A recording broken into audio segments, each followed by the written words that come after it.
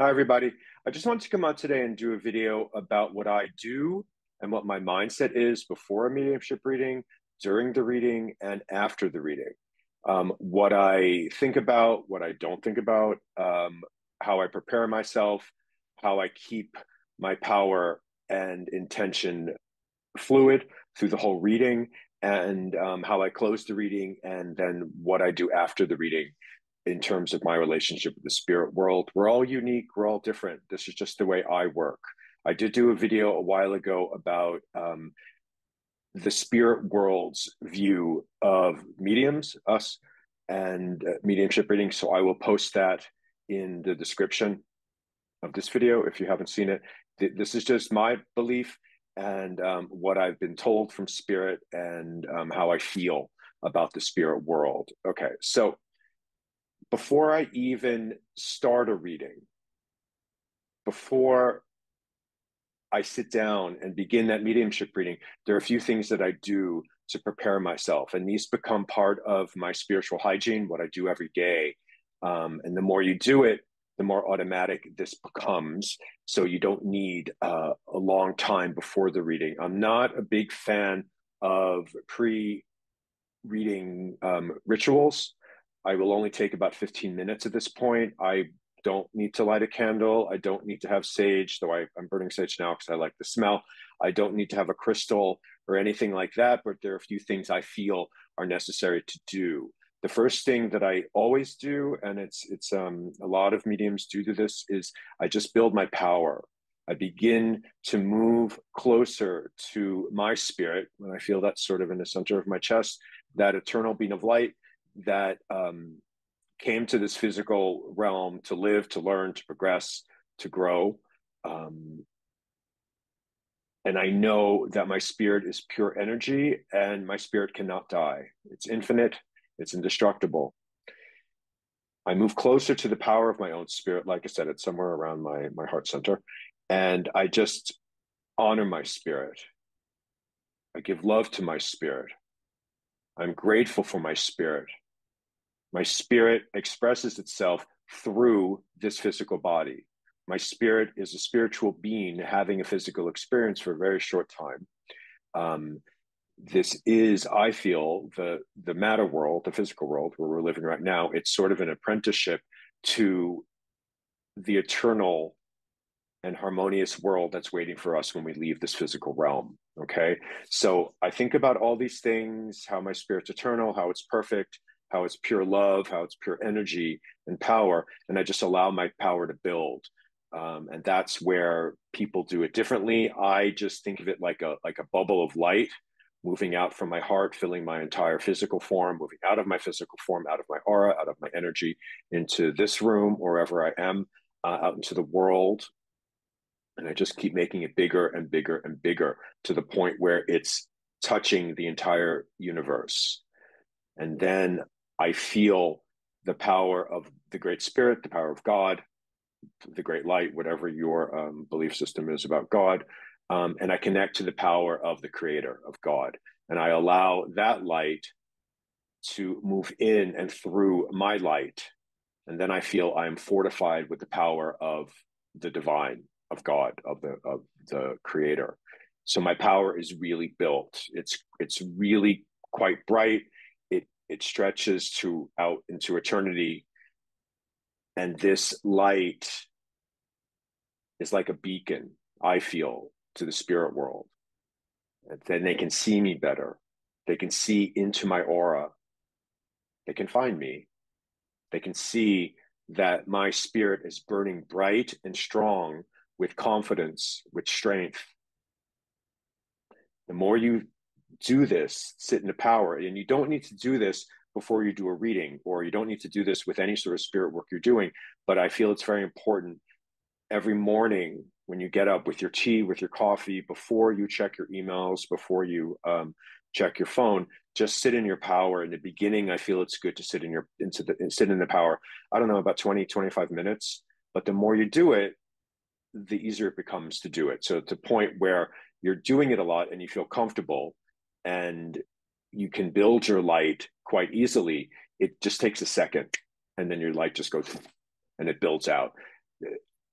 away from mediumship for 1 minute, I really do feel when I started to take sitting in my power and building my light seriously and added it to my daily ritual of spiritual hygiene, the world kind of changed. I can't explain it.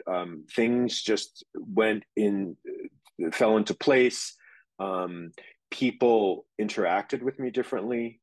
And I really do think it's because they could sense, and the universe can sense, that my power is really bright and strong, and just connecting to the source. And then everything kind of flowed. It's hard to explain, but just try it and you'll see your life does change. I'm sure it changes from the inside out. I'm sure I just feel more confident and more in control. And I allow my spirit to sort of guide me. And it just has helped all facets of my life. Anyway, so that's what I do. That's the first thing I do in the morning, and that carries me through the day. If I need a quick pick me up before I do a reading, I will sit there for just 5 minutes and just build my power out. So it's like this bubble of illuminated light just building out from here into the world. You can feel the power and energy of all living beings, of every tree, every leaf, every ocean, every river, every mountain. You can bring that power into your own power as well. Build it. Then you can feel and blend with the power of our solar system, of the galaxy, of the universe. You can add all of this power that's available to us at all times to your own power. Okay. So then I'm very activated. I'm very connected to the eternal life force that runs through everything. I feel of our planet, of the universe. There's a creative life force that I feel runs through the spiritual and physical world. So I'm sort of connecting myself to that. I'm sort of taking my plug and I'm plugging it into the light socket of God, of this life force that's all around us, and it just gives me power. So I feel powerful, I feel confident, I feel connected, and then I really start just thinking about mediumship, and I think about what a sacred calling this is, and how when I'm working, or when any medium's working, or any healer, we hold the well-being. Here's my hand. We hold the well-being of that sitter in our hand. We have the power to provide healing and love to them, or basically destroy them and push them completely off their path. Okay, so it's a very sacred thing that we do, and I really do enter into anything I do with spirit with a sense of reverence, because I'm entering into a sacred space, and I need to match that energy, this reverence that I feel that we should have for all living beings, physical or in spirit, and the compassion we should have. I think about loving all living beings. I think about showing compassion, tolerance for all living beings, about knowing every life, not just people, any living being, any life is sacred. I feel that's very important. I love everybody. I want everyone to have the best life possible. Doesn't mean I have to be friends with everybody, but I need to send love out as much as I possibly can. So I think about all of that. I think about my journey and my path and all of the ebbs and flows and the valleys and the peaks. And I'm grateful to Spirit that they opened my eyes and that they showed me this beautiful divine path of spirit work, about how there are no coincidences in my journey, how Spirit saved me, for sure. When I allowed Spirit into my heart and I really understood that life is eternal and life is meant to be enjoyed and cherished, that life can be about challenges, but within every challenge, there's a learning lesson. There's a learning experience that we grow from, that we progress from, that we evolve from. So instead of saying to myself when challenges came in front of me, why is this happening to me? I flipped the script and I started to say, what can I learn from this? How can I be a better person?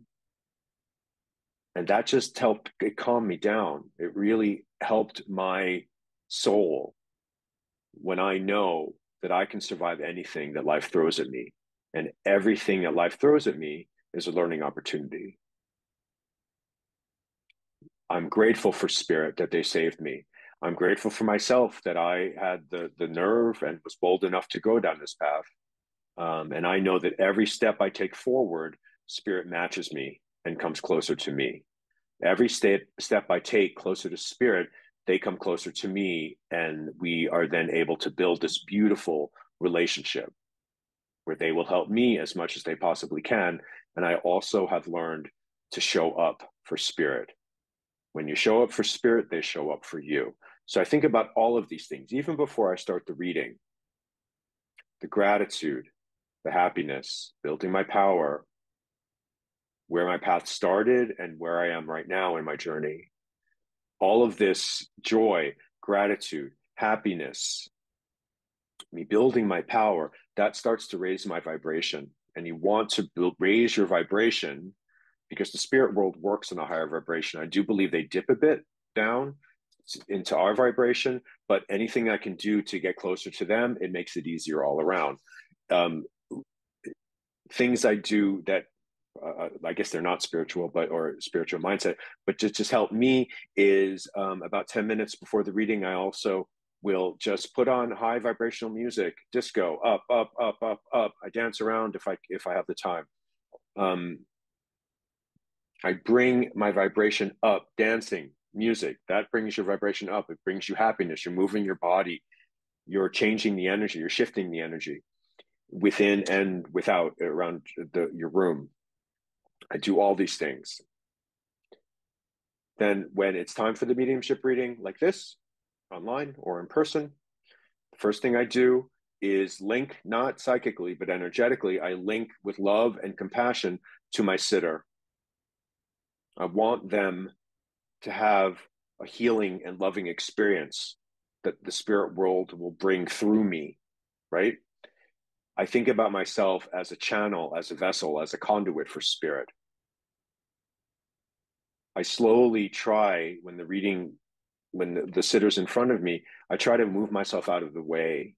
I try not to engage too much with the sitter, because as a medium, when you have a mediumship reading, you have to, I mean, the spirit world is definitely in control of the reading, but a few things that I need to do is I need to just manage the expectations of the sitter. When the sitter comes to me, I book, it's about an hour. I book for a mediumship reading, but the reading will only go about 40 minutes. I don't think you need any more than 40 minutes for a decent mediumship reading. But so there's about 10 minutes in the beginning and about 10 minutes at the end. So in the 10 minutes in the beginning, like I said, I'm linking to the sitter with love and compassion and the desire and the intention for them to receive healing and love, and be accepting to anything that spirit brings through of, evidence of survival of so-called death. I let them know what I need from them is I need a solid yes, I need a solid no, I don't know, or I'm not sure, I have to check. That's all I hear from them during the reading. I don't want them to talk to me too much. I don't want them to feed me with information and give me stories about the loved ones that are communicating through me. I just want the yes, no, I don't know, I'm not sure, I have to check. That's it. Because the more they speak with me, the more I engage with them. And then my mind is activated. Okay. So if we're doing a reading now, I don't really believe a medium should close their eyes during the reading, because it's a psychological thing. Because then the sitter is kind of like doesn't know what to do with their energy. So while I don't really want to look into their eyes during a reading, if the reading's in person, what I do is I'll sort of look at their forehead. So it looks like I'm looking at them, but they're kind of getting blurry. Or online, I will look, for example, if I was the sitter, and the medium, I was looking at myself as a sitter, I would be looking at the pictures behind me. So it looks like I'm looking at you, but I'm sort of trying to just let you go mute in a way outside of what I need from them, and like the yes, no, I don't know, I'm not sure. Because then I'm not engaging with them too much, and my mind isn't activated. I don't want them speaking to me too much. After the reading, fine. If they want to speak to me, I'm fine with that in the beginning. But when I start the reading, that's all I want. And so I'm looking, like I said, at their forehead or in their background, and my eyes are opened, and but they sort of fade away a bit, and I'm hearing them, and they have to course correct me. That's the yes, no, I don't know, I'm not sure, obviously, but I don't want to engage with them anymore. Okay, because please remember, for as lovely and entertaining as we all are, the sitters aren't coming to speak with us as people. They're coming to us as a medium, which is basically a channel, and they want to speak with their loved ones, and their loved ones to provide evidence of survival of so-called death. Okay. What I also tell the sitter in the first 10 minutes is remain open to who comes through. I'm not responsible for who comes through. Who comes through is supposed to come through. It's who you need to hear from. It's not who you want to hear from. So I make that clear. I don't want them to say, oh, can you connect with my mother or my father, if I'm not feeling them, because that, to me, it kind of makes me nervous to do that. I want to give freedom. I want to give the freedom to the spirit world to bring through who has to come through. Okay, because that's usually who needs to come through, and I just trust the spirit world. Okay, so there's the sitter. I've set my intention. I've set my desire to help them with love and compassion. I've given them my elevator speech of how I work and what I need from them, and then I'm getting ready to go. I'm checking my power, making sure it's built. My eyes are opened. I'm looking at them. And then I just begin to expand my sensitivity and awareness around me.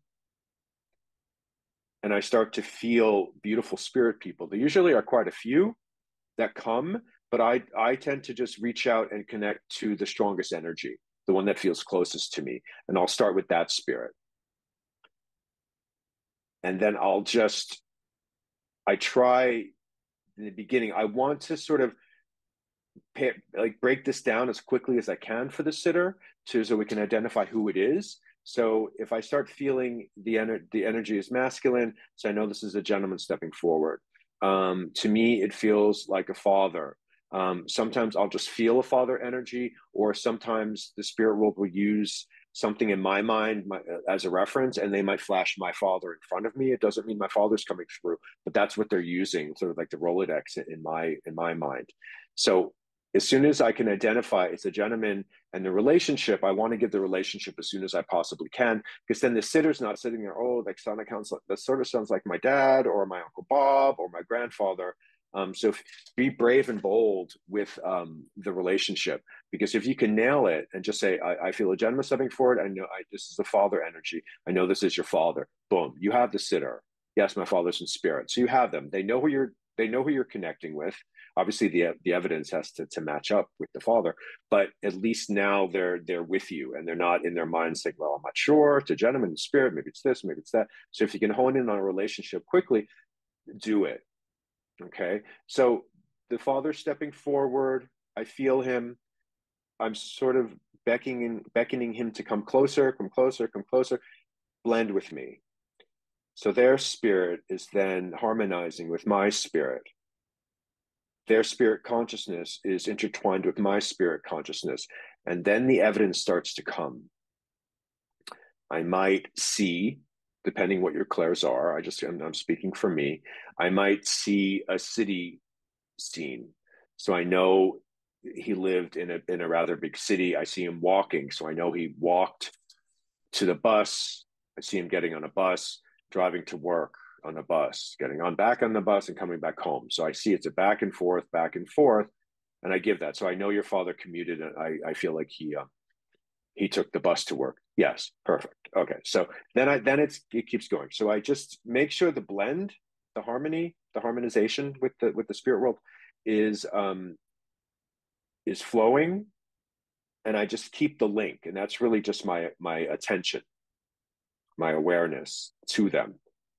Right. And then it just starts flowing. So I'm watching my power. I'm watching the blend, and I'm watching the link. And the whole time, I'm also attuning. I'm moving into harmony with the spirit essence of this father stepping forward.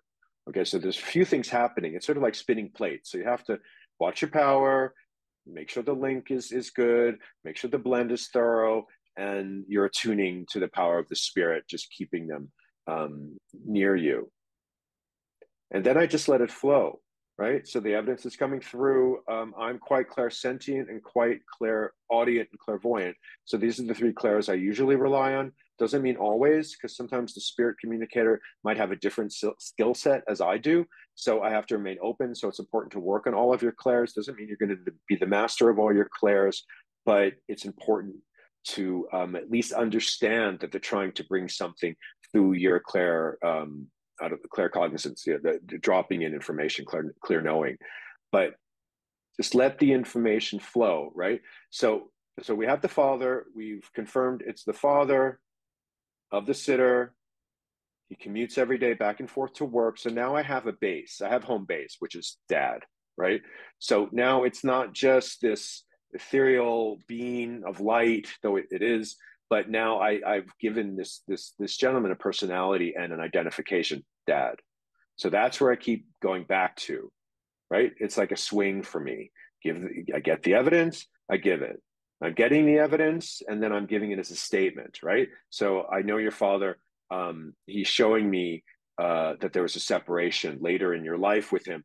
I do feel this is distance, that he moved away, but it's also an emotional distance. So I know that around the age of 12 or 13 for you, he left. Your parents divorced and he moved somewhere else. So you didn't really see him that much.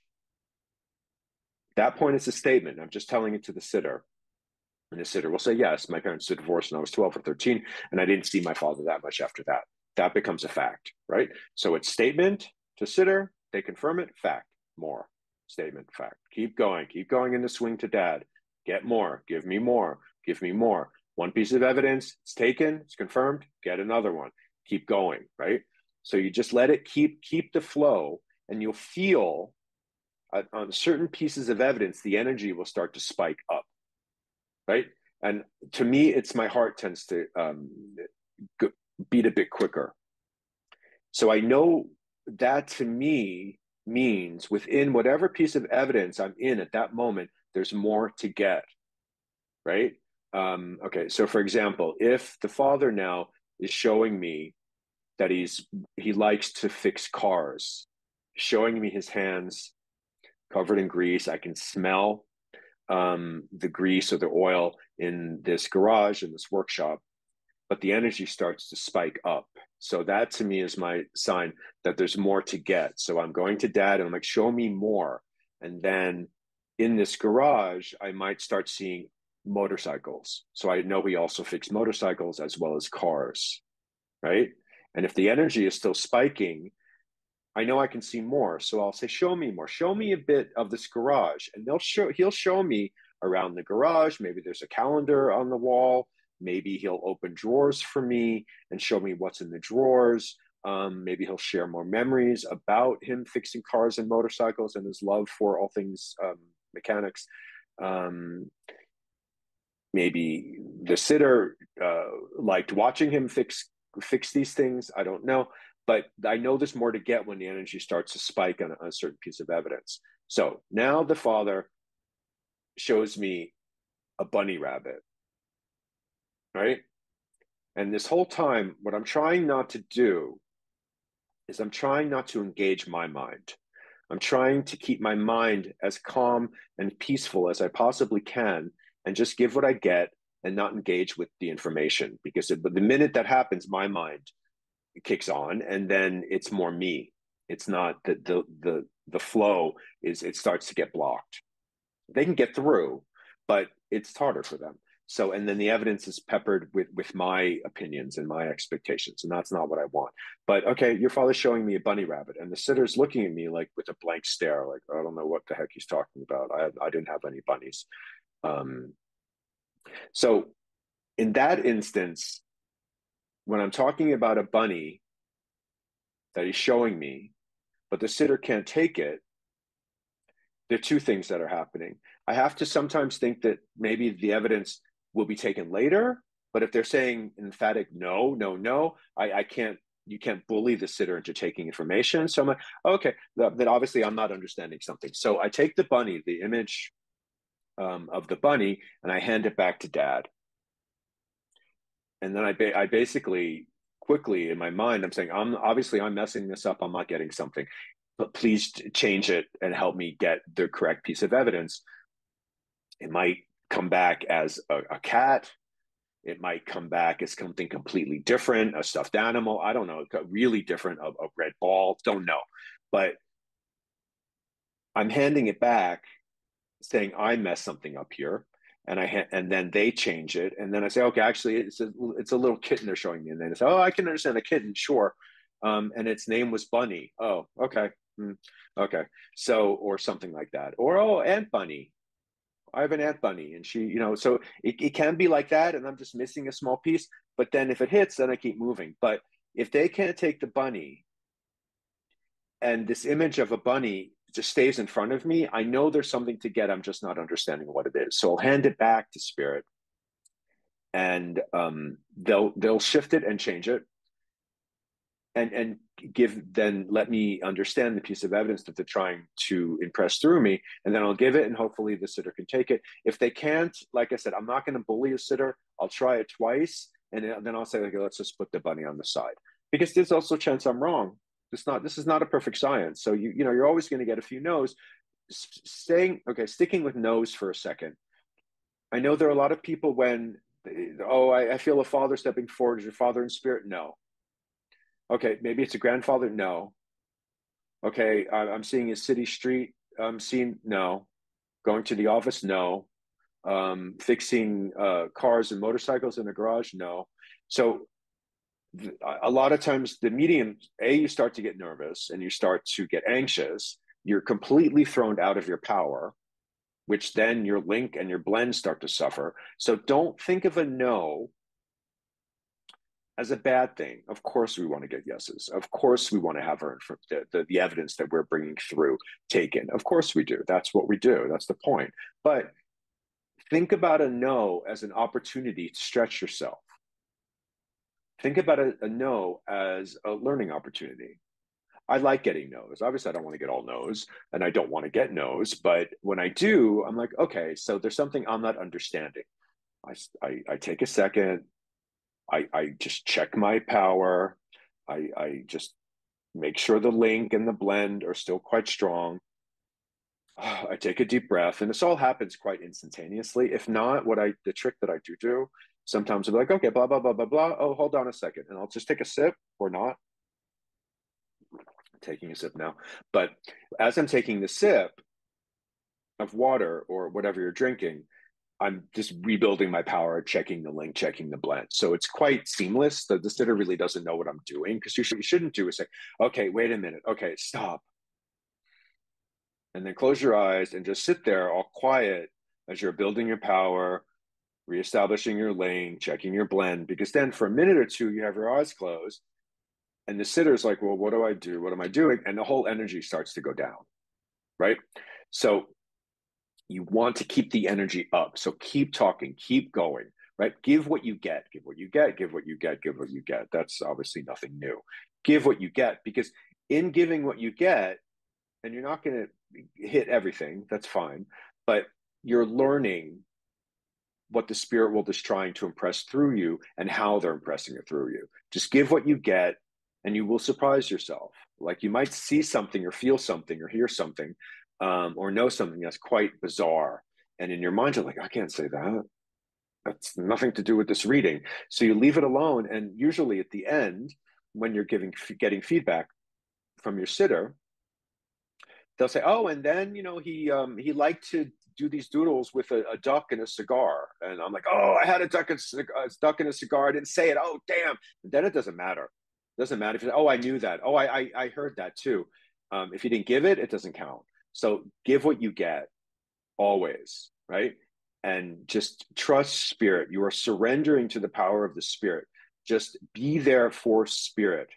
All of your wants, all of your needs, throw them away. Allow spirit to just move their wants and needs through you. Okay. You were there for the sitter. The sitter is coming to you, and you need to provide a certain amount of things, right? You need to provide healing. You need to provide love. This has to be purposeful. And when that sitter leaves that session, they should feel uplifted and way better than they felt when they came into the reading. Stick to those four things. If you stick to that, you're gold. About love, provide healing, purposeful, and you're allowing the sitter to feel better than they felt when they came for the reading at the end, right? So watch all of that and think about the spirit world. Like I said, I talked about this in my last video, but think about how grateful they are, how grateful they are that you are doing this, how happy they are that you are allowing them to use you to speak with their loved one in front of you, that you're allowing them to participate in this communion, this reunion of souls, of spirit. They're happy. They're grateful. Feel their essence all around you. These are real people. They just don't have a physical body anymore like we do. They're all unique. They're all individual. They are thrilled that you are doing this. They are so grateful to you that you are giving your time and devoting your life to improve your abilities and your connection with spirit. This is what they're so happy about. So just think about that. Think about yourself as a vessel of service. You're helping people. You're providing healing. You're basically saying to the spirit world, just use me. Allow me to help you provide healing, to show your loved ones that love never dies, to provide counsel, to provide guidance, and whatever you're doing with mediumship. Help me help you. See yourself as a bridge, as a door, as a veil, whatever, between the two worlds, though I do feel they're connected, that you are that meeting point between the two realms. The spirit world have no power here in the physical realm without us. They have no voice. We are their voice here, okay, in the physical realm. Let them use you and just feel into the energy, right? So when everything's going well and the evidence is being taken, and you can feel the healing happening with the sitter because it's palpable. You can feel, you can see into their eyes. Their eyes are getting a bit teary. You can see the healing occurring within their soul, and the energy just goes up. It's crazy. I find that the energy of the spirit all around me and move through me, it's really making me feel like I'm racing, like I'm going very fast because I'm catching the power of the spirit and I'm riding it like a wave, right? I'm like a surfer on that crest of the power of the spirit, that wave, and I'm just going, right? I'm not thinking all of my worries about my personal life, bills, loans, mortgages, insurance, family, pets, all of that fades away. So I get, and this is actually what I also love about mediumship, is I really get like a me break for that hour or so. Okay. So just allow yourself to just be there for spirit and put yourself to the side for a bit and just allow them to work through you and to connect with their loved ones. And you will feel the love coming from spirit through your spirit to the loved one. And tell the sitters that. I always tell them the amount of love that I'm feeling coming from your father to you is quite amazing, right? So I'll do that first contact and I don't know, like 15 minutes or so. So if it's a 45-minute reading, at least two contacts, hopefully three within 45 minutes. So 15, 15, 15, right? That's a good reading to me. Sometimes it's two. If one contact is 20 minutes and the other one's 20, then I'm not going to just cram another reading in there for 5 minutes. But I will try to bring three through and get a good solid 15-minute reading for each. But if they wanted if the sitter is able to take all this information and the spirit contact wants to keep going, it also could be a whole reading with just one sitter. sorry, one contact, which is okay, but I like to get at least two or three, at least two. Um, you book an hour, but the reading should only be 45 minutes. You should not be doing, it's plenty of time. You shouldn't be doing a full hour of contacts. I feel 45 is fine, and you get like that 5-10 minute in the beginning, 5-10 minute at the end to tell them what you need from them and to wrap everything up. That's perfect, right? So I try to do so I'll do that one reading, right? And I don't know, I'll do about 2 to 3 sittings a day. That's plenty for me. I used to do 5, and that was too much. So 3 is my maximum. 2 is actually better, but 3 is what is the maximum what I'll do per day, right? Um, but I'm not doing them like 10, 11, 12. I'm doing them at 10 and then maybe 11:30 and then again at 1:30. So I'm leaving about half an hour, 45 minutes in between the readings, just to take a break and build my power back up. Because I found if I did more than 3, because what you should be doing is really hooking into the power of the spirit world and not using your own power, your own energy. But if I did more than 3, I found myself tapping into my own reserves, and that's just not healthy. So, and that drains me. So 3 is a good number to do it. And then test spirit. Sorry, I feel like I'm popping all over the place in this video, but oh well. Test spirit. Show me more. Tell me more. Let me feel more. Get more, more, more. If you think you're done with the reading, bring through 2 or 3 more pieces. Really, you want to be known in the spirit realm as that really brave and bold medium that pushes spirit, pushes themselves, and is tenacious and like a bulldog biting to get more, more, more, more, get more, get more, get more, because then the spirit world knows that this medium, he don't play. He wants more information. Give me more. Show me more. Tell me more. Just get as much as you possibly can. For those of you who are looking to see more or feel more, ask them. Show me more. Let me feel more. Let me see more. Ask them during the reading. Okay, but also when just in your time with spirit, when you're just sitting in the presence of the spirit, ask them, I want to see more. I want to be able to feel more. And they will help you. If it's within your abilities, they will definitely help you. Okay. So if you want to get names, you have to be bold and brave enough to try the names that you feel you're being given. Doesn't mean you're going to be right. That takes some time. But if you just give what you get, at least the spirit world knows, even though you might not have hit the name, but at least the spirit world knows that you understand that they are trying to bring a name through. And not all these things have to happen. All these readjustments have to happen from the spirit realm.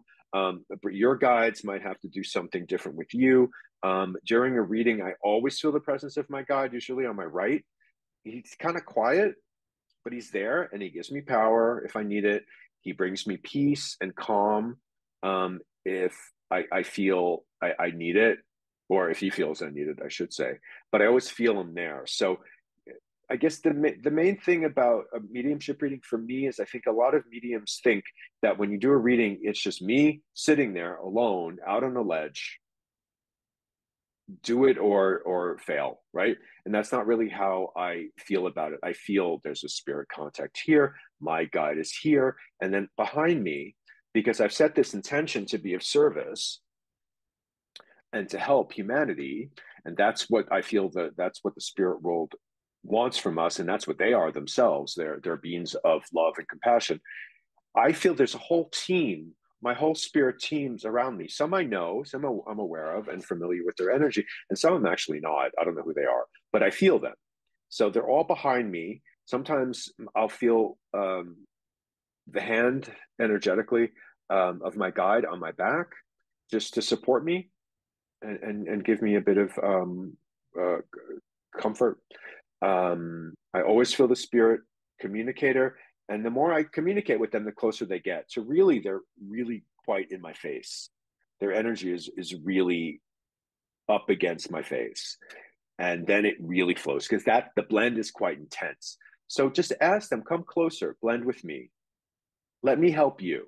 Help me so I can help you bring through what you need to communicate through me for your loved one. Okay. So get more, relax, feel the power around you, build your power. Make sure the blend, that you're harmonizing with spirit, build that up, link, the connection, the attention to the spirit contact. All these things you have to check throughout the whole reading, and it becomes quite seamless after a while. You just have to, the more you do, the better you get. And the better you get because the more you do.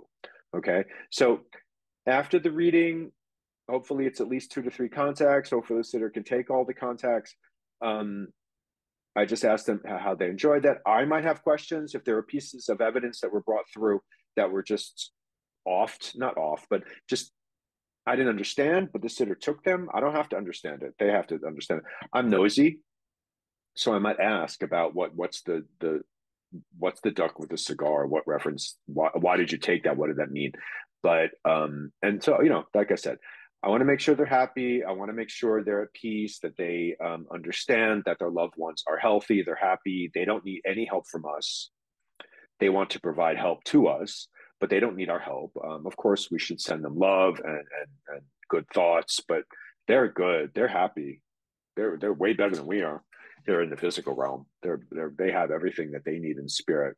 But of course, they love us. Love does not die, and they're always around us. And I think the only time that I've ever felt sort of dismay or concern from spirit is when the sitter is in such grief and having a hard time that they really want their loved one to know they are fine, they are here, they're closer to you now than they were in the physical realm. Feel them, be happy. The spirit world wants us to have a happy life. They want us to experience joy. Not always. It's not a perfect world. Sometimes I feel the physical realm is sort of like a dirty camping ground. But we learn a lot in a very short amount of time, which is why I think coming to Earth is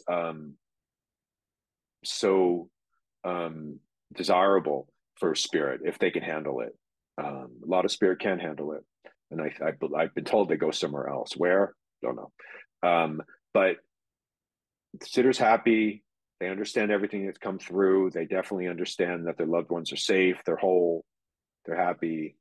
They're healthy. I end the reading, and after the reading, what I do is, and I actually learned this from Mavis Batilla. I go back to the spirit contact because they're still around, and I ask them, how did we do? Was that good for you? Were there things I didn't get? Are you happy? I hope you're happy, and I send you love, right? Because then I know that this spirit communicator, this loving father who did a great job speaking through me to his daughter or son, um, they're going somewhere. They're going back to I don't know where they're going, but they're going on with their life in spirit. But I know that there's some sort of collective intelligence at work here. So anything they sense from me or how I worked as this vessel for them and what I hope to achieve and what my desires are to be a vessel, to be of service, how I work within my mediumship, I know they're talking to other spirit people about me, and that information gets stored somewhere. So when I do my next reading with a different sitter and different spirit communicator, they're already aware of how I work. Doesn't mean they work the same way I work, and I always have to adjust for the abilities of the spirit communicator, I feel. But at least they know who I am, and they know how to connect with me easier, and what the evidence flowing through me, how it's unique to me of how I interpret it or how it's been pressed through me.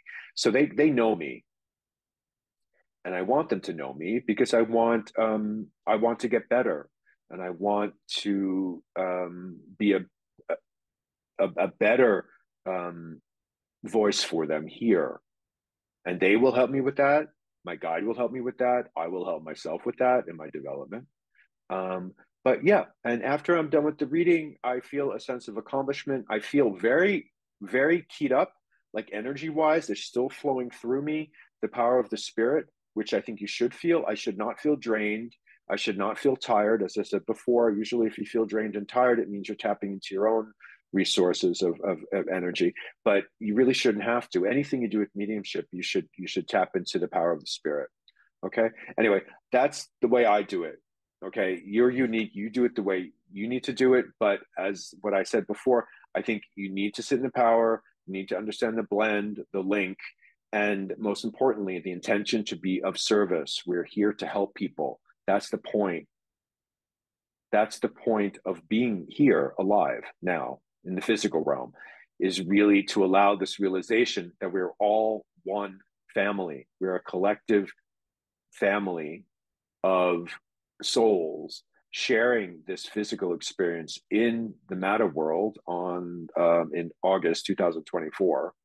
Okay, and we're meant to come together and love each other and take care of each other. That's the point. We're here to help, to be of service. The original concept and meaning of religion is to be of service. Okay, and the more you can understand that, the more you can devote your life to be of service. You will have hundreds, if not thousands, of beautiful spirit people coming to help you. They will push you forward. They will pull you forward if you need to. Every step you take on your spiritual path, they will join you and they will be with you and they will help you. Just reach out and ask them for help. Reach out and ask them to help you improve any ability that you wish to build on, if it's within reason and within your own abilities, of course. But ask them to give you peace, to bring you calm. If you're the nervous sort and you get anxious, you want to keep your energy field free from anxiety, fear, doubt, because that just makes it harder for the spirit world to move through you. They can, of course, but we want to make it as easy as possible. But if you find you're going to get nervous, if you have performance anxiety or your self-confidence isn't so great, ask your guides or just the collective power of the spirit, bring me peace and calm. They can't bring you confidence. You have to discover that yourself. It's like faith and confidence. You have to rediscover within yourself, but the spirit world can bring you peace. They can bring you calm, because that's what you need. You need to have a harmonious and even mind to do this. So your mind is relatively quiet, not completely quiet. You can't completely quiet your mind, but quieter. And then they can work with you and through you better. Okay. Thank you very much. I appreciate your time and I wish everyone a lovely day. Bye.